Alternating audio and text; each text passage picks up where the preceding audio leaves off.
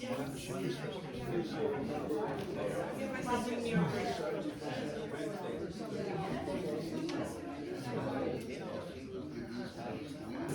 morning. We're so happy to have Ann here in Gloucester for a week as a writer in residence, and we're so happy that we were able to collaborate with the T.S. Eliot House and Dana providing this gorgeous space for us to hear Ann's talk about this little nexus between Olson and T.S. Eliot. So I'm going to have a short introduction about Ann, and then John Felice is going to say a couple words. Ann Charters was born in Bridgeport, Connecticut. She spent much of her career as a professor of American literature at the University of Connecticut in Storrs. She has been interested in beat writers since the 1950s, when she was an undergraduate English major at the University of California in Berkeley. In San Francisco, she attended repeated performances of the Six Gallery Poetry Reading, where Allen Ginsberg gave his second public reading of Howl. Moving back to the East Coast for graduate school at Columbia University, she began collecting books written by beat writers. After completing her doctorate at Columbia, she worked with Jack Kerouac to compile his bibliography. And after his death, she wrote the first biography of Jack Kerouac, a biography. Ann was denied access to the Kerouac archives, so she relied heavily upon the fictionalized accounts of his life. She also edited his posthumous collection, Scattered Poems, and the second volume of his collected letters. She's written a literary study of Charles Olson and biographies of Black entertainer Bert Williams with her husband Sam Charters, a musicologist. The Russian poet Vladimir Mayakovsky. She's been the general editor of the 2-volume Encyclopedia of the Beats, Literary Bohemians in Post-War America. In addition, she edited numerous volumes of beat and 60s American literature, including The Portable Beat Reader, The Portable 60s Reader, Beat Down to Your Soul, The Portable Jack Kerouac, and in 2010, Brother Souls, John Chelm Holmes and Jack Kerouac and the Beat Generation, which she co-authored with her late husband. Charters published a collection of her photographic portraits of well-known writers in the book Beats and Company. Her photographs of the Nobel Prize-winning Swedish poet Thomas Tranströmer. Do I get that right? Yeah, you do. That's pretty good. Tranströmer. Tranströmer illustrated Samuel Charters' illustrate Sam Charters' English translation of his long poem Baltics, and has also photographed Olson in Gloucester for her book of letters, Evidence of What Is Said. So with that, I'm going to introduce our friend and former Maude Olson librarian to come up and say a few words about Ann. Thank you, John. Thanks. It's a pleasure to be here at the Eliot House and have the honor of introducing Ann. As Henry said, she's going to talk about the academics who knew and worked with Olson, including herself. I was fortunate enough to be at the University of Connecticut. I studied with George Butterick, Charles Boer, and later I worked directly with Ralph Maude on his final Olson projects, which we did in his office, surrounded by the books that would later become the Maude Olson Library, which is now housed at the Cape Ann Museum. What I want to emphasize is that these four academics are the founders, the foundational scholars of Olson studies, and that Ann has a very special place among them because she was the first scholar to write a book-length study of Olson. This was her Olson, Melville, and Affinity in 1968. And then on the heels of this important work of scholarship, Ann then set about unearthing and editing Charles Olson's most important statement of poetics after his projective verse essay, the collection of Black Mountain College class presentations that we know as The Special View of History, published by Ann in 1970. So it's no surprise that when I asked George Butterick in 1971 what I should read to start my Olson studies, he immediately replied, Ann Charters books. And she's continued her scholarship, as Henry said, publishing in 2015 evidence of what is said, her important correspondence with Charles Olson, which also includes her extended photo essay of Olson in Gloucester. Let's welcome Ann Charters.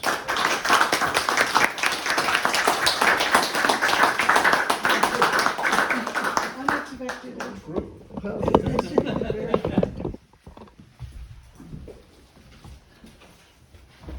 What a pleasure to be here.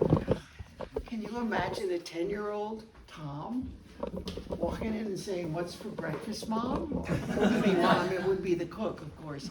But still, wow, the place is permeated with Eliot's feelings for those who love his poetry, and I'm sure everybody in the room can be counted there. When Henry mentioned the connection between Eliot and Olson, it has nothing to do with the subject of my talk today. But here's my talk, okay? And here's the connection between Eliot and Olson, which is the fact that they shared a love of Gloucester. And I'm proposing a book for the Gloucester Writers' House, which I went to Staples to make a mock-up of it. This is the mock-up of it. And it will not have a cover like this or the back cover, but to show you what Henry was alluding to, it's a very short anthology, and it's going to be based on my surprise last summer when I was introduced to the Gloucester Notebook, which was for sale at the bookstore here in downtown Gloucester. I had no idea Eliot had such a profound connection to Gloucester until last summer. And I bought the Gloucester Notebook, and in it, much to my pleasure, was the discovery that the love song of J. Arthur Prufrock was written into the Gloucester Notebook. And I thought, no, that was my favorite poem. That's what made me an English major long ago, before the flood. And I read more about this because I had been very impressed with the love song of J. Arthur Prufrock as like a 17, 16-year-old. But then later on, when I went to Berkeley and got involved with Beats through Peter Orlovsky and Allen Ginsberg, and then my love for Jack Kerouac books, I put Eliot way in the back. You know, he was the wrong side of the fence. And so it was like last summer, it was just incredible to have a rediscovery that it was okay to like Eliot because of Olson and Eliot sharing the love for Gloucester. And there really isn't much about Gloucester in the love song of J. Arthur Prufrock, which was written in the Gloucester Notebook. It was not written in Gloucester. That poem was written in Munich, Germany, after Eliot had moved to Europe. But I wanted, thinking about it over the past year, to connect the two poets. So I came up with the idea of a book called Young Tom and Charlie, Two American Poets at Home in Gloucester. This is a book proposal, and thanks to the magnificent Henry Farini, it will be published by the Gloucester Writers' House, and all proceeds will go to the Gloucester Writers' House. Now, how can we do this and not have to pay a fortune for the poems of Charles Olson? Luckily for us, Eliot's poem is in the common domain, having been published in 1917. I can reproduce it. But for Olson, you have to pay the University of California Press, who did this magnificent collection of his book, which I'll talk about in my talk.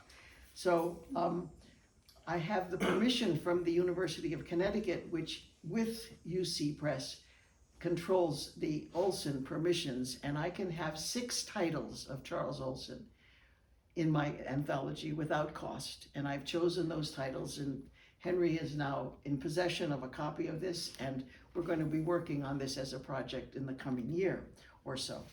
But that's the connection between Eliot and Olson, all right?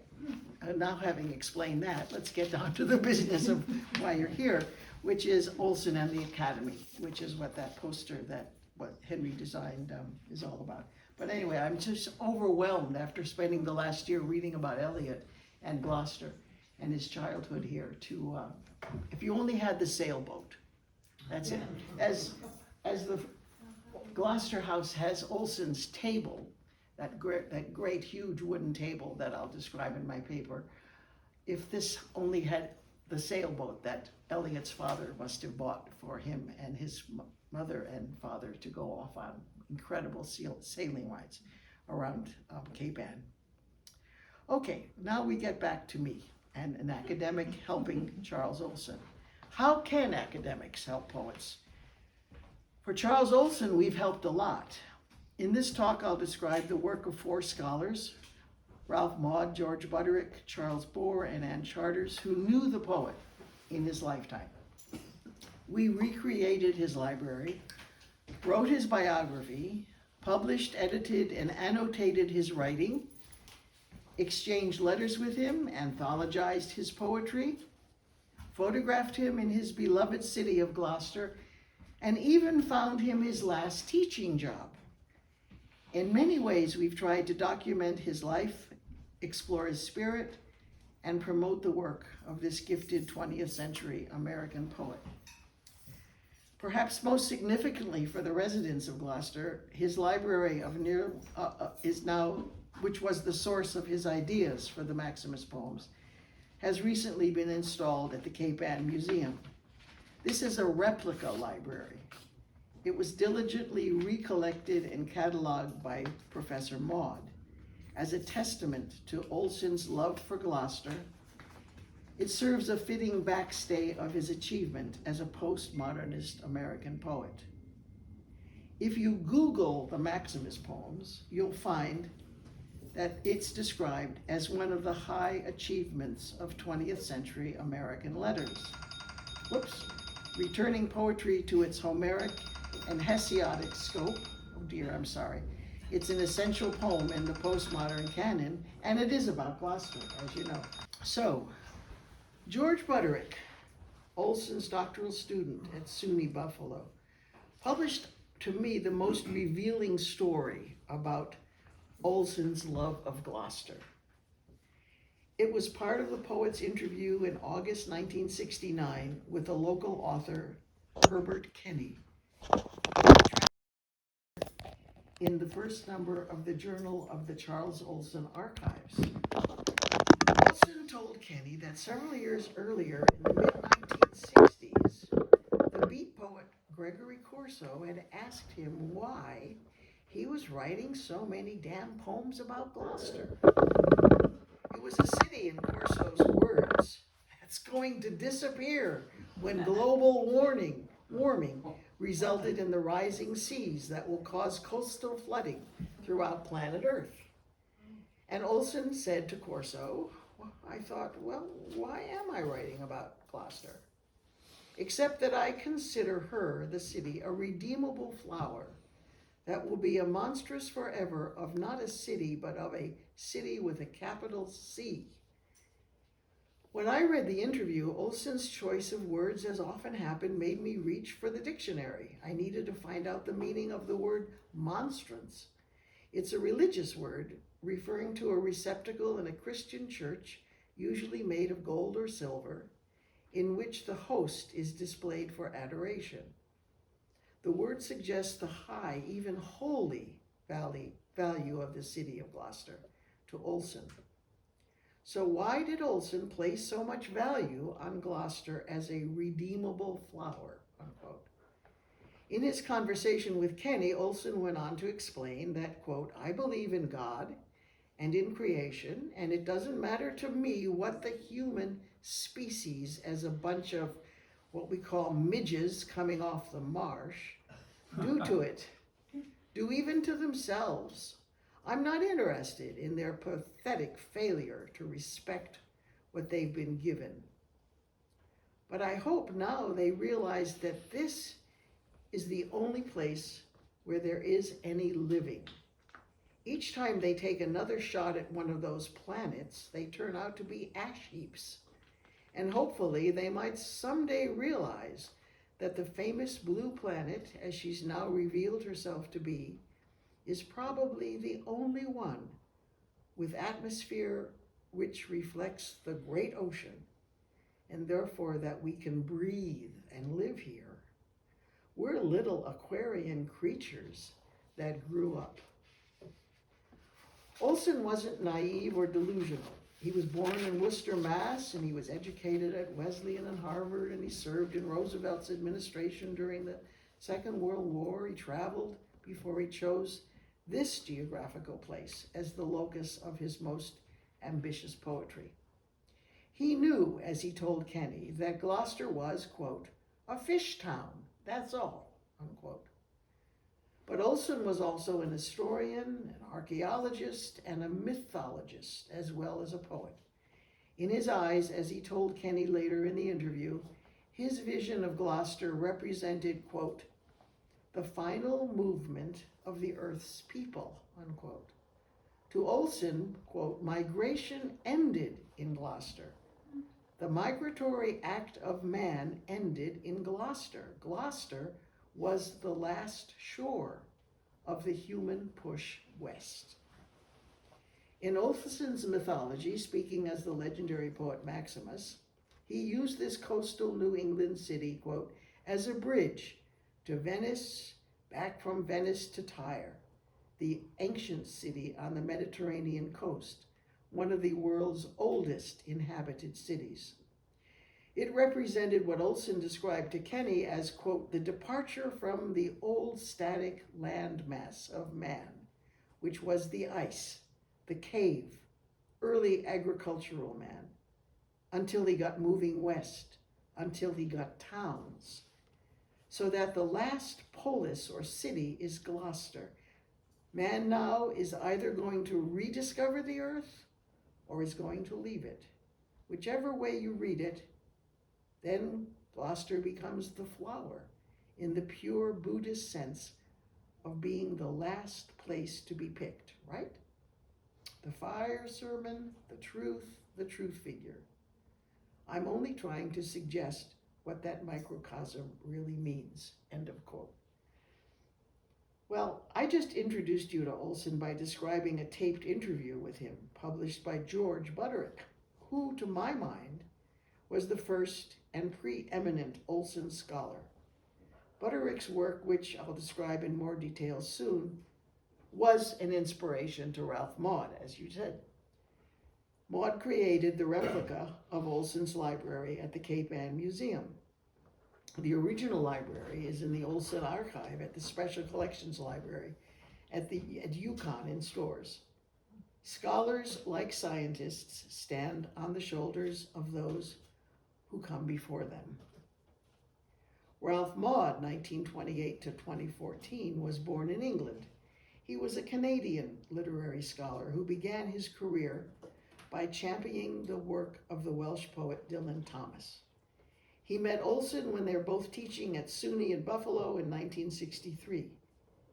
Maude got along well with Olson and helped him with his presentation during the Berkeley Poetry Conference in 1965.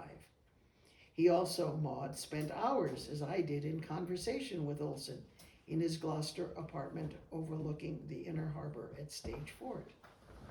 There in his cramped living space, Olson's many visitors talked with him at his oversized wooden table. Occupying most of the table, it was usually piled high with an accumulation of books, manuscripts, overflowing ashtrays, discarded thick white coffee cups, miscellaneous drinking glasses, and many crusty spoons. The table was near the large black iron stove used not only to cook Olson's food, but also to furnish the only heat in the apartment. While in conversation with Olson, we consumed oceans of coffee, countless bottles of Cutty Sark, and the Scotch bottles were in a carton, paper carton under the sink. That's where he threw them, and they were just piled high, Cutty Sark bottles. And various kinds of homemade soup warmed up on an old metal pot on top of the stove, prepared by his neighbor or a graduate student. Maude titled his major book Charles Olson's Reading, a Biography, published by South Illinois University Press in 1996. It's a narrative account of Olson's life and work. Maude focused on what the poet read as a basis for understanding the writing.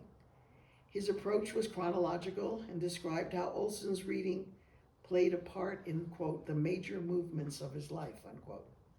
For example, in August 57, when the poet settled permanently in Gloucester after the closing of Black Mountain College and dedicated himself to creating the Maximus poems, he set about adding to his library, as Maude writes, looking for stories about New England.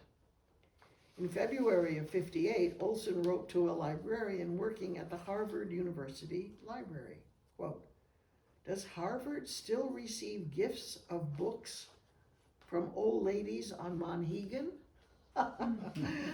I'm looking and buying books on early settlements of Mass Bay, Maine, and Cape Ann.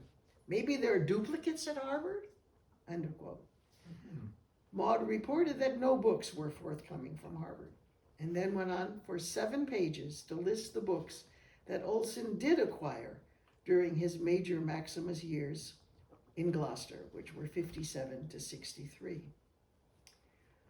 Maude's next notable book, Selected Letters by Charles Olson, published in 2001 by the University of California Press, was a very good book. But in my opinion, his most important book is Charles Olson at the Harbor. It was issued 7 years later by Talon Books, a small publishing company in Vancouver. It employed some of Maude's former graduate students at Simon Fraser University during his 30-year career as a professor. This book is Maude's second biography of Olson after Olson's Reading, and he called it a reactive biography. This is important. Charles Olson at the Harbor was Maude's effort to counteract Tom Clark's destructive portrait of the poet in his biography, Charles Olson, The Allegory of a Poet's Life, published in 1990 by Norton. Unfortunately, this is the only full-length Olson biography. And after Clark failed to correct his biography's factual errors when it came out as a paperback in 2000, Maude took on what he hoped would be a, quote, castle of perseverance against the spread of Clark's misinformation, unquote. I believe, like Maude, that Clark's belittling portrait of Olson in the Norton biography severely damaged the poet's reputation. In my opinion, Maude's defense of the poet in Charles Olson at the Harbor, was the most important use of his scholarship. And it's a pity his biography hasn't reached more readers. Issued by an obscure Canadian publisher with scant distribution, it wasn't written for the general market of poetry lovers, if there is indeed such a market. I stumbled upon this corrective Olson biography only in preparation for this talk, and I was given my copy as a gift by Melissa Battersworth Batt, a librarian who's also a friend at the Special Collections Library in Stores. And she told me that Maude had visited the Stores library, the Olson archives, and had left several extra copies of Charles Olson at the Harbor for the library to distribute to interested Olson scholars, which is pretty funny. Okay, earlier I said that literary scholars stand on the shoulders of earlier scholars, and in Maude's case, the earlier scholar was George Butterick, dates 1943 to 1988. Butterick's work on Olson's writing is an inspiration for further generation of scholars, critics, and biographers. After I joined the faculty of the English department at UConn in Stores in 1974, George became my closest and sympathetic colleague. He was also my most helpful colleague. In 1966, 2 years before I met George, around Olson's kitchen table, I used George's bibliography of Olson's writing that he prepared with Albert Glover for the Phoenix series of bibliographies of contemporary authors. George and Glover's Olson bibliography was my model when I prepared a bibliography of Jack Kerouac's writing. And it was George who asked to borrow my 35mm Nikon and snapped a photo of me walking with Olson that you saw on that poster that Henry did. That was mid-June of 1968, when the poet took George and me on a long walk around Gloucester after hours of talk around his kitchen table. George was a friend. He was a tall, slim, kind, unassuming fellow of great erudition who wrote his own books of poetry in his spare time. In the 1970s and 80s, he enjoyed reading his poetry to small audiences at local bookshops in Connecticut, such as the Ziesing Brothers Bookshop in downtown Willimantic. George lived with his talented artist wife Colette and their 2 small sons in a restored Victorian house in Willimantic, not far from his job at the university in Storrs. Butterick had such scorn for the conservative faculty in the English department at UConn that he resigned his tenure line as a professor. He became a librarian at a much smaller salary. He was a curator of the literary archives at UConn and an occasional lecturer. Today I'd call him a scholar in residence. After joining the library staff, he never stepped foot in the English department. We met at his desk in the basement of the Wilbercross Library or at his home. Butterick was a gifted editor of Olson's poetry, compiling 3 books of indispensable scholarship, all 3 for the University of California Press in Berkeley.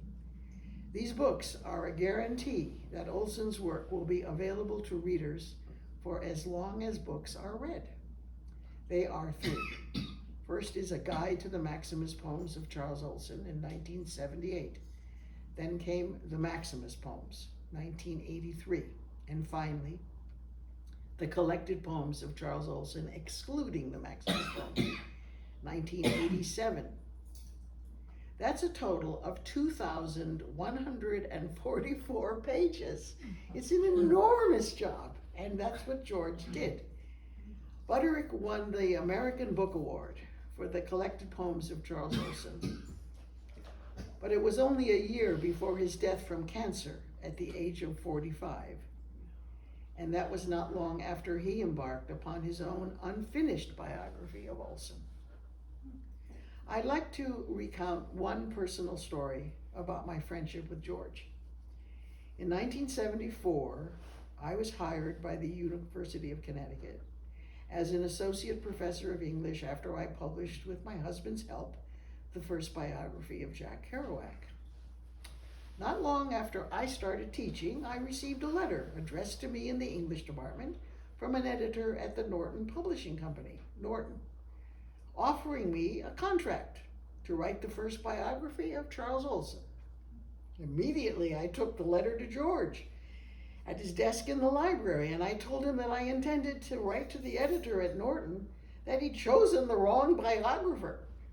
Butterick was the best one for the job. George smiled at me and shuffled some papers on his desk, and he dug out a letter from an editor at the Gale Research Company, offering him the opportunity to compile an encyclopedia of writers associated with the Beat Generation. "You take this one, Annie," George told me. And I did.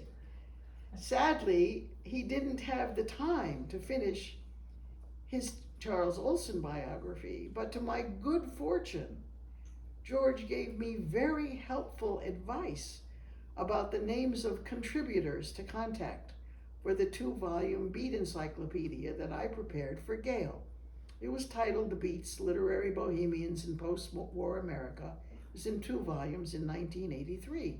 Butterick even wrote entries on the poets Ed Marshall, Michael Rumaker, and Ed Sanders. And much to my delight, he contributed nearly 40 published pages surveying the Beat Generation periodicals. Like, wow, thank you, George. Charlie Bohr, 1939 to 2014, was the 4th professor who wrote about Olson.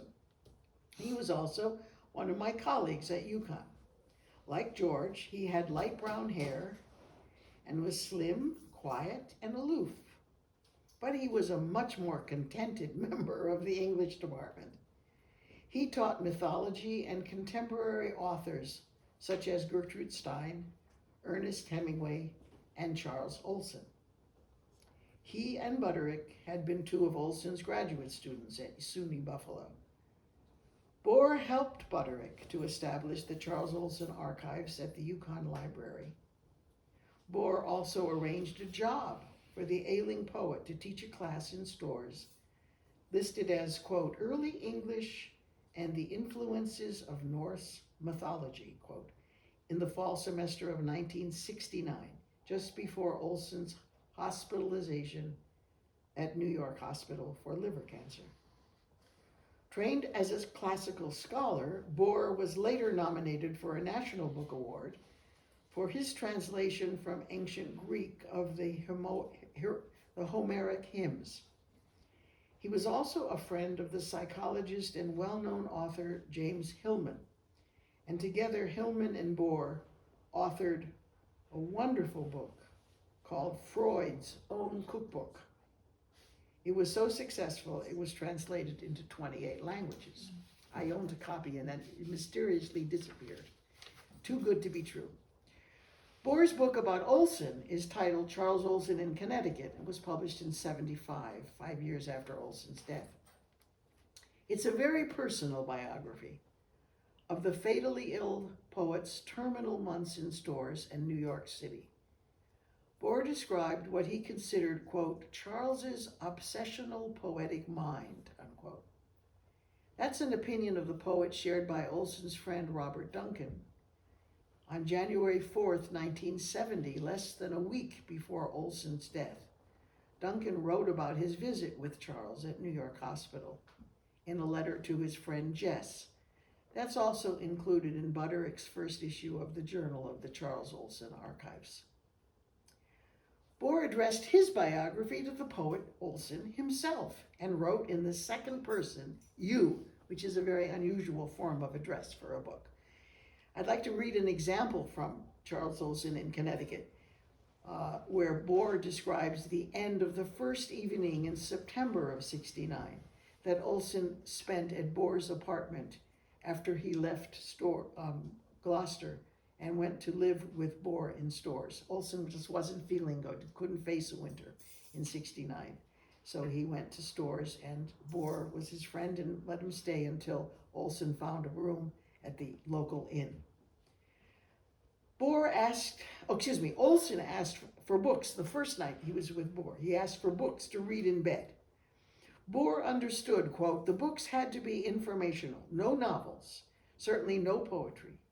And the information had to be of such a kind that the man who wrote it used himself somewhere in the book, drawing out of his own person the theory of the book. Quote, I'm quoting Bohr now. Nevertheless, every time I gave you such a book, that's the second person, you were skeptical and reluctant to take it, though the next day you'd get up in the early afternoon of the next day. When you got up, you'd be terribly excited about the previous night's reading, with notes and plans to pursue the book. It would start all over again the next night with the same skepticism and reluctance about the next book. You were a hard man to please. I remember well that first night after you had finally gone to bed. The whole ritual would take hours. Hearing you in the next room, furiously turning the pages of the books I gave you, munching vigorously on lettuce and other food from my refrigerator. Every few hours that night, I was suddenly awakened by a new burst of frantic munching and page turning. It went on all night. That was Bohr talking about Olson. Okay, I'll close this reading now by giving you a few pages of my own contribution to Olson scholarship. It's the beginning of my third book called Evidence of What Is Said in 2015. This is a collection of the letters I exchanged with Olson from January 7th of 68 to September 29th of 69. And the letters describe how Olson helped me about his work. My first Olson book was a discussion of his early study of Herman Melville, the wonderful book he wrote called Call Me Ishmael, published in 1947. It's a classic. It's been reissued many times.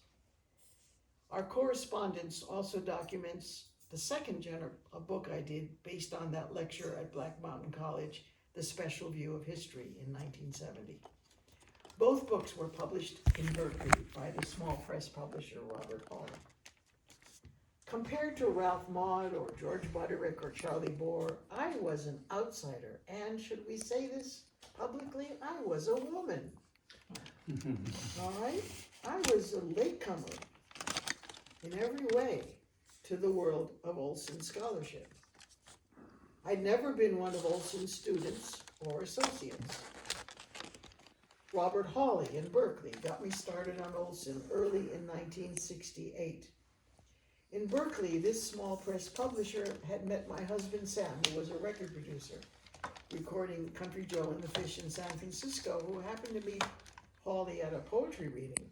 And Sam, my husband, told the publisher that I had written my dissertation at Columbia on Herman Melville.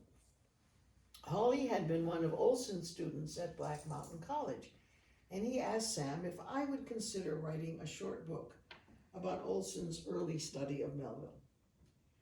Well, Sam passed on the offer to me, and I responded immediately. I hadn't read much of Olson's poetry, but I had been impressed by his essay projective verse and by the examples of his poetry in Don Allen's 1960 anthology, The New American Poetry. I was a Kerouac person, but I asked Hawley for Olson's address because I felt that I needed the poet's help if I were going to write about his writing on Melville. On January 7th, 1968, I wrote my first letter to Olson, and he responded positively and right away, so I was able to proceed with the book I eventually titled Olson, Melville, A Study in Affinity. I finished it in about 6 months, and it was published at the end of 1968. Let me conclude by describing my impressions of the poet, first impressions, after I met him for the first time on June 13th, 1968. And then we can talk, if you like, about Olson and the other academics who worked with him in Gloucester. Here's me now, describing what it's like to meet Olson. I arrived in Gloucester around noon, relieved to have finished the long drive from Brooklyn, New York. Finally, after the months I'd been thinking and writing about him in his book, I was about to meet him. I parked my car on the street as close as I could come to his address. He'd rented an apartment on 28 Fort Square Avenue for over a decade, ever since Black Mountain College had closed down. It was in a weathered 2-story frame house painted a faded white and divided into 4 apartments. I climbed the few uneven cement steps up to the yard beside his house. A broken sidewalk led through a tangle of bushes around to the back. It's very different today, isn't it? Taking me past a load of laundry hanging on clotheslines and a peeling blue-painted plaster statue of the Madonna in an overgrown patch of grass. The path brought me to a flight of wooden steps at the back of the building. Clutching my camera bag to my side, I climbed up to where Olson had told me he lived, in the second-floor apartment to the right of the stairs. A large wooden storm door was propped against the wall on the narrow porch. I peered through the glass in Olson's front door and saw 2 people inside, sitting together at the kitchen table and when I knocked, the taller man got up to open the door. Olson stood before me, framed in the doorway. He was dressed in a light blue, unironed cotton short-sleeved dress shirt and a pair of baggy brown slacks. Obviously, he hadn't been awake for very long. He was as tall as Hawley had described him, but at 6'8", I didn't find his size menacing. He had gray stubble on his plump cheeks, and behind his large glasses, his blue eyes seemed kind, if a little puzzled to see me. He sized me up quickly, remembered who I was, and welcomed me inside. When he spoke, I noticed that his accent sounded less pronouncedly Massachusetts than Kerouac's, though both men had been born in cities, that's Lowell and Worcester, in the same state. Stepping over the threshold, I noticed that the person still seated at the kitchen table was much younger than Olson, about my age. He hadn't bothered to comb his hair, and he wore a rumpled t-shirt and a pair of chinos. His eyes looked tired behind his black-rimmed glasses, as if he'd stayed up too late the night before. Olson introduced him as George Butterick and told me that he'd been living for several weeks in the apartment next door. Butterick was helping Olson sort through his cartons of manuscripts, or, as Olson described it to me, helping him with the Herculean task of, quote, catching up with paper, unquote. I knew that Butterick and Glover, another graduate student who had taken Olson's seminars at SUNY Buffalo, had compiled a bibliography of Olson's work, because I used it when I began my study of Olson's writing about Melville. After Olson shut the rickety door behind me, he moved about the small kitchen quickly, clearing papers and books off an old straight-backed chair near the door, so I could join him and Butterick at the battered wooden table. He picked up a dented aluminum coffee pot standing on a big range-style stove and poured coffee into a thick white cup left beside the sink. I watched him place the cup on the table in front of the empty chair and refill his own mug, all the while urging me to sit down. Back at the table, he scratched his balding head with his left hand. It was fascinating. Then, with what I later realized was a habitual gesture, he shook out an oversized cigarette from the crumpled pack of Pall Malls he held in his right hand. He lit it smoothly from the one still in his mouth, and he stubbed out the old one in the ashtray, full of butts. Even seated, he was a large man. As his friend the poet Joel Oppenheimer later told me, Charles held a Pall Mall like you or I hold the stub of a camel. British Pall Mall cigarettes were much longer than standard-size American cigarettes like Camels. Apparently, before my arrival, Butterick had told Olson that I was a Kerouac bibliographer, and both George and Charles immediately joined forces to bait me. This was my welcome. But I'd been a graduate student at Columbia for years, and I knew about what that was like, and it was just Olson with another graduate student, so I joined a table with more graduate students. It was so professorial, his manner. He was very kind, but he was also clearly not your, sibling. Well, what did I care so much about Kerouac's books? What made me think his writing was worth my time? Butterick and Olson made it very clear that they thought Kerouac was an intellectual lightweight. He was a crowd-pleasing novelist beneath their consideration as a popular writer. So academic, right? Later, Olson told me with great amusement, and this was a wonderful story. Olson told me later that in February, that's previous February of 1968, Kerouac, who was still living in nearby Lowell, hadn't moved back to Florida yet, Kerouac had made an unexpected pilgrimage to Olson's doorstop in Gloucester. He got a brother-in-law, a Sampist, to drive him there.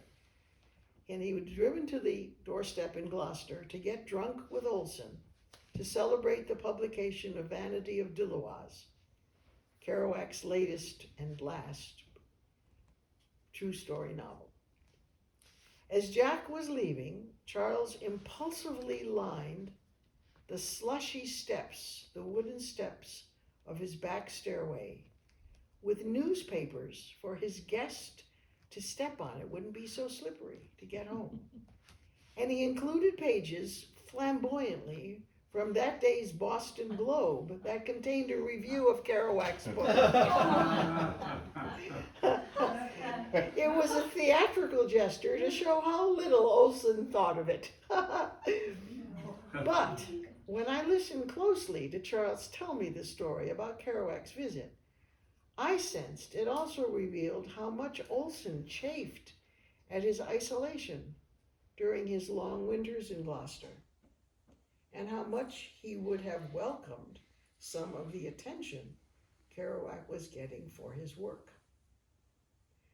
But I turned to Butterick to tell him how useful his Olson bibliography had been to me. Old graduate student trick, praise your antagonist. As I spoke, I saw from the tense expression on George's face and his guarded reply that he probably would never want to hear anything about what I'd written about Olson and Melville. Olson had chosen Butterick, who was still working on his doctorate, to be the general editor of his papers, and George was reluctant to welcome a newcomer. And I was an interloper as far as he was concerned. Since Olson was close to Butterick, I figured, I'm thinking fast now, he must have understood how his student would feel about me. And I knew just instinctively that Olson was sympathetic. He needed Butterick. So probably while I was with the two of them, Olson would be too tactful to bring up the subject of my book. He didn't want to make his graduate student feel bad. So with a sense of relief, since I was very nervous, I didn't want to talk about my book with Olson. I only wanted to ask him questions. I didn't want to tell him things about how I read him. But with a sense of relief, sitting at their table, drinking coffee, I understood that I wasn't going to have to defend my ideas about the Olson-Melville affinity to either of the two men. So I took my camera bag off my lap and put it down on the scuffed linoleum floor and settled back to drink my coffee while I looked around the apartment. Thank you.